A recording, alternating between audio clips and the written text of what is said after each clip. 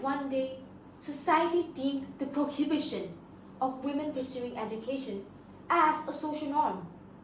As a woman, would you involve yourself in life-threatening situations to fight for equality, or will you simply be a bystander? This inspiring book, titled I Am Malala, written by Malala Yousafzai and Christina Lam, recounts the life story of a courageous young woman who single-handedly raised awareness on the current issue. As you can see, this ebook has a picture of our heroine, which is Malala Yousafzai, in the front cover of the book. This book is published by none other than the amazing Waylandfield and Nicholson from England.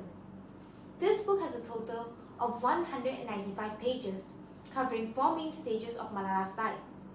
Those stages are Malala's ebullient times in school, before the Taliban stepped foot into Pakistan, her journey of finding her voice to speak up for the oppressed, the events which led to a life-threatening incident of the shooting, and her recovery in the UK hospital till present.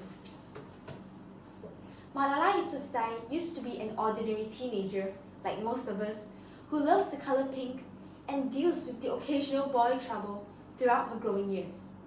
However, the dictatorship of the Taliban forced her to come out of her shell at the early age of 11. The Taliban banned women from receiving proper education because they propagate the belief that all women live to serve their husbands and families in enclosed doors.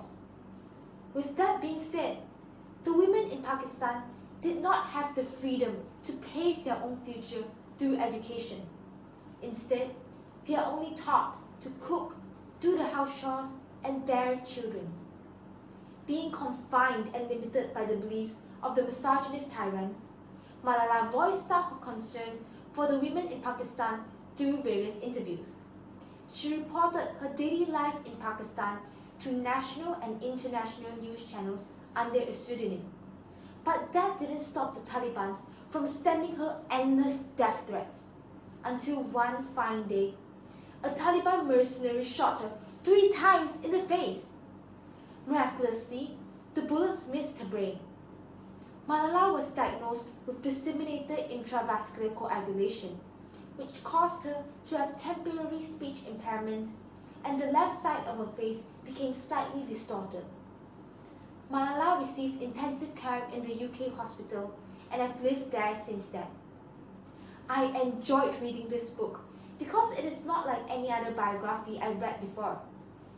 I love how well written the story progression is in telling Malala's life story in detail while making it as relatable as it seems. In my opinion, the main theme of this book is to fight for our basic rights as a human being.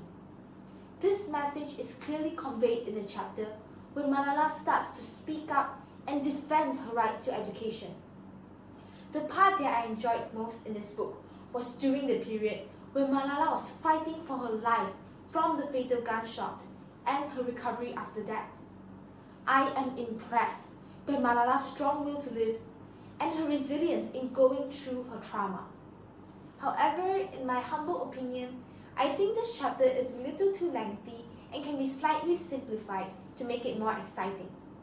The author can create a flash-through scene rather than a detailed scene to make it more impactful.